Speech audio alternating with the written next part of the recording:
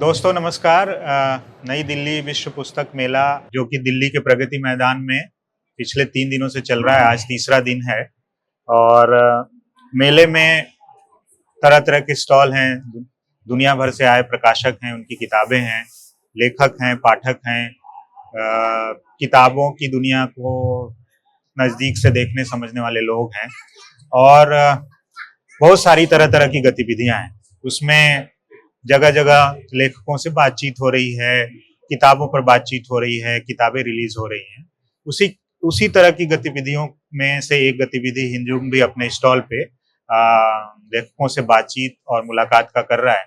उसी क्रम में मेरे साथ इस वक्त हमारी मेहमान स्वाति बख्शी मौजूद हैं। तो सबसे पहले मैं उनका स्वागत करता हूं और आपको ये बताना चाहता हूं कि अभी अभी फिलहाल कुछ 10-12 घंटे पहले और स्टॉल में 3-4 घंटे पहले इनकी नई किताब आई है। हमारे लिए नई किताब और इनकी मेरे ख्याल से पहली किताब, और जिसका नाम है भारतीय महिला फिल्मकार, जेंडर, श्रम और सिनेमाई सफर। ये भारतीय महिला फिल्मकारों, चुनिंदा महिला फिल्मकारों की के साक्षात्कार की किताब है। पहले ये साक्षात्कार स्वाति ने अपने पॉडकास्ट के लिए किए और फिर उनकी इजाजत से इसे एक किताब का रूप दिया है।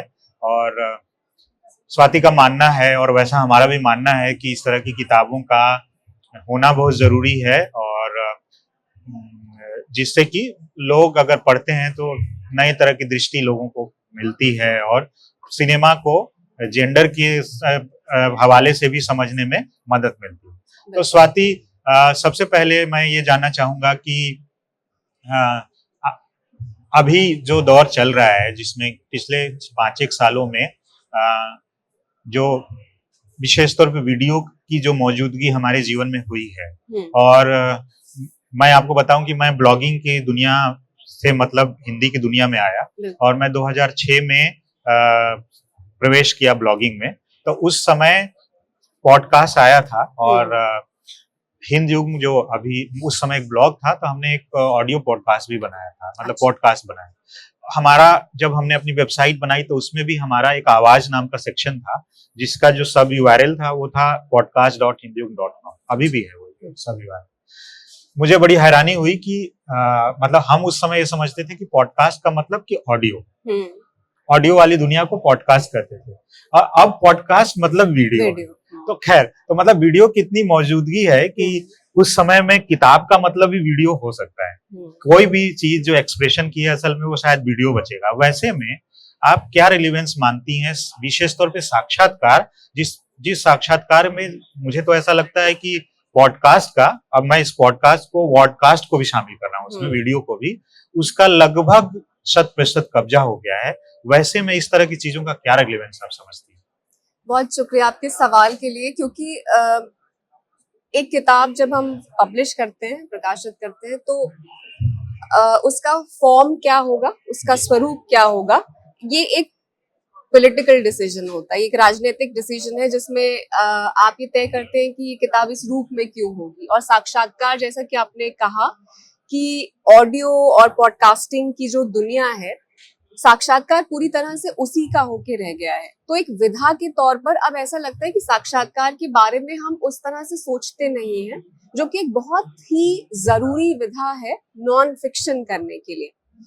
नॉन फिक्शन और फिक्शन के बीच का जो भेद है, उसमें साक्षात्कार कहीं पर एक ऐसी विधा के तौर पर है जो एविडेंस, जिसे हम कहते हैं रिसर्च की भाषा में, कि वो एक सबूत लेकर आता है अपने साथ, और आप उसे पढ़ें तो उन पंक्तियों के बीच में आपको वो चीजें समझ में आएंगी जो आपको आमतौर पर कोई और लिख के बताए, बजाय उसके जिसका आप इंटरव्यू ले रहे हैं वो आपको बताए। तो वो उस वक्त, उस स्थिति, उस काल, जिसे हम देश काल और स्थिति कहते हैं, उसके बारे में जो आपको जानकारी मिलती है उस विधा से, मुझे लगता है कि हिंदी में कहीं ना कहीं वो विधा बहुत पीछे छूट गई है।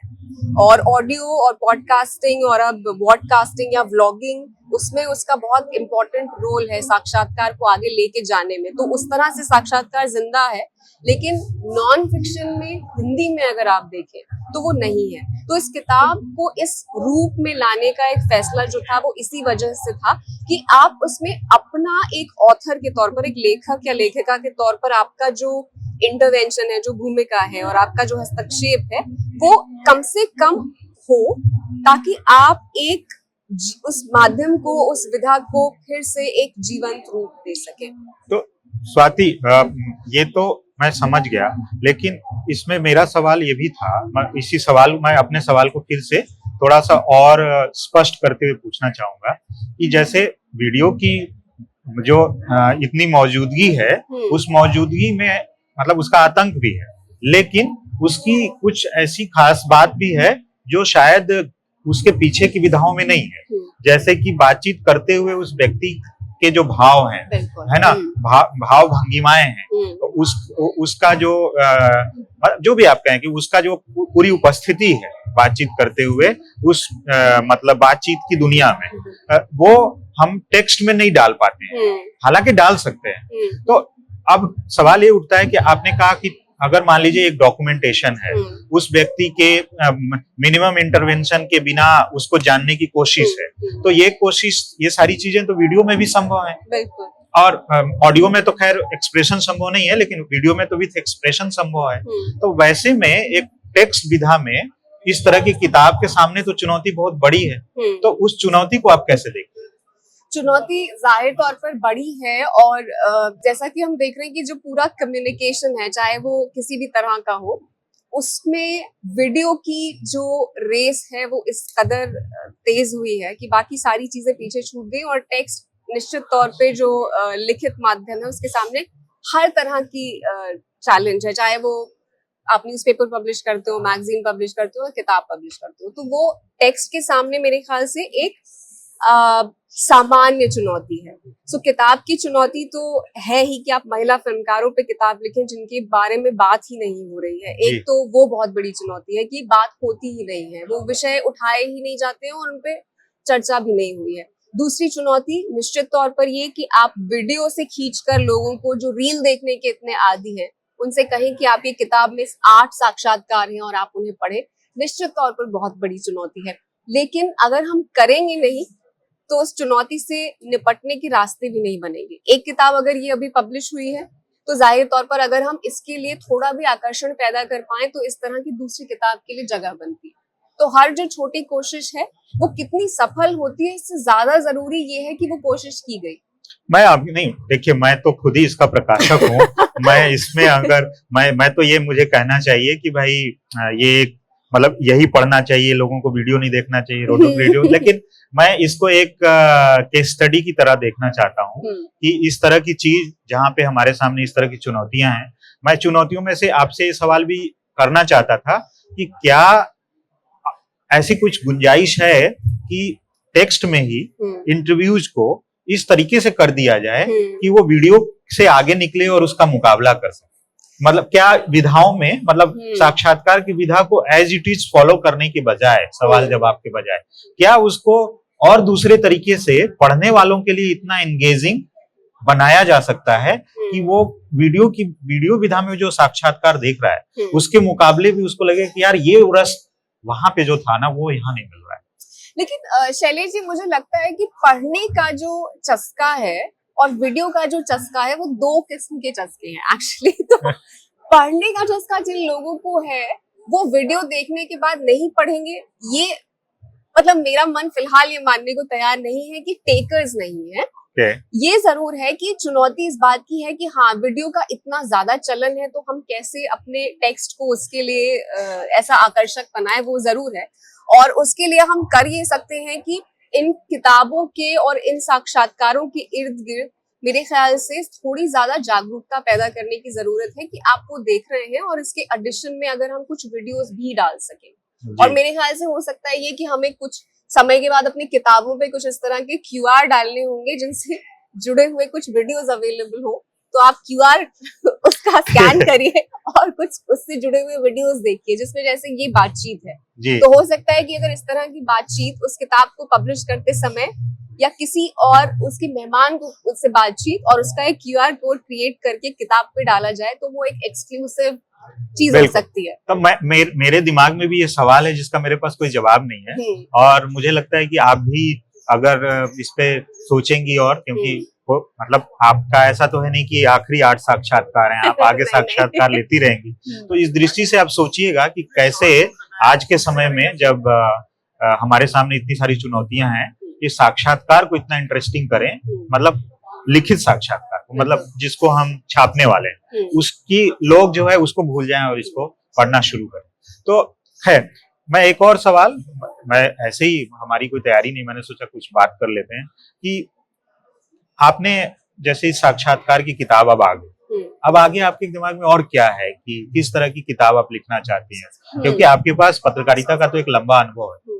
तो आपने समय समय, एक पत्रकार रोजाना कुछ न कुछ ऐसी चीजें देखता है अपने काम के क्रम में, जो अपने उस काम में उस तरीके से उसको नहीं प्रस्तुत कर पाता, या कई बार मतलब उस काम जो चीजें देख रहा है असल में उसके काम का उस तरीके से हिस्सा नहीं होती सीधे तौर पे, लेकिन उस तरह की चीजें आपको उद्वेलित भी करती हैं और आपको लगता है कि ये शायद किताब का हिस्सा हो सकती है। ऐसा कुछ है क्या? बिल्कुल है, और शुरुआत जरूर साक्षात्कार और नॉन फिक्शन से हुई है। हालांकि फिक्शन में मेरी दिलचस्पी बहुत है और मुझे लगता है कि शायद एक किताब कहीं ना कहीं है दिमाग में। अब वो कैसे बाहर आएगी वो देखना है, क्योंकि एक लंबा अर्सा, क्योंकि मैं एक पत्रकार के तौर पर और वैसे अपनी लाइफ में भी मैंने बहुत सारे शहरों में जिंदगी जी है।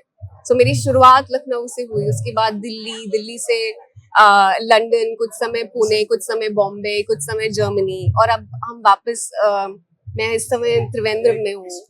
तो बहुत सारा ऐसा अनुभव है जिससे कहीं ना कहीं एक किताब तो बनती है फिक्शन, सिर्फ नॉन फिक्शन नहीं।